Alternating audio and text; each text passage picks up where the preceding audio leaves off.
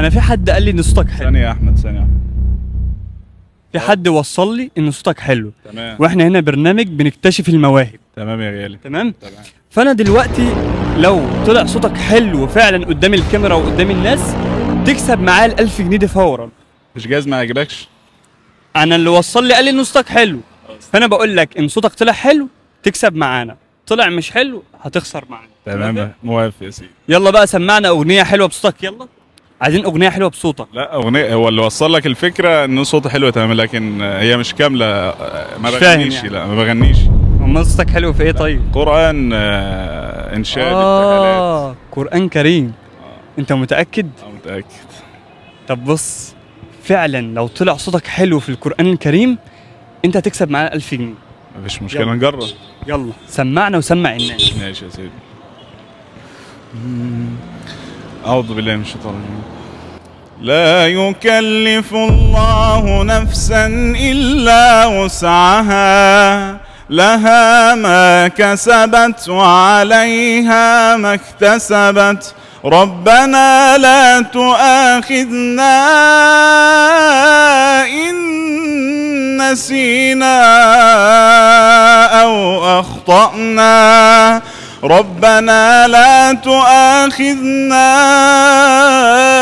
إن نسينا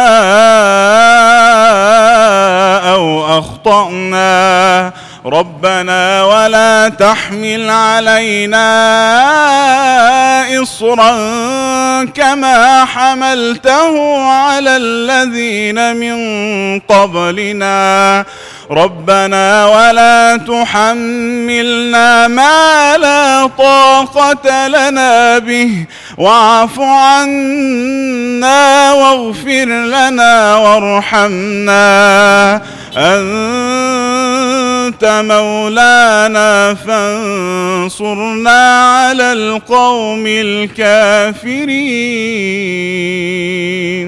ايه يا عم الحلاوه ده يا عم؟ ده انا سرحت معاك حبيبي. انا سرحت معاك. ده صوته مش حلو بس، لا ده فيه راحه حبيبي الله يكرمك. انت دلوقتي كسبت معانا المبلغ ده 1000 جنيه، ده عشان بس نقدر موهبتك الجميله، وهطلب منك طلب. تمام اتفضل. انك تسمعنا حاجه تانية بصوتك، لو حاجه صغيره. عايز انشاء ترتيل ولا مجود؟ خلينا في التجويد. ولو انت عايز تقول ترتيل تمام ماشي، مفيش مشكله. امسك كده، خليهم بس امسك كده بس المبلغ ده، امسك بس المبلغ ده. طب تمام. سمعنا يلا حاجه. بص هنا للكاميرا يلا وسمعنا. وكفلها زكريا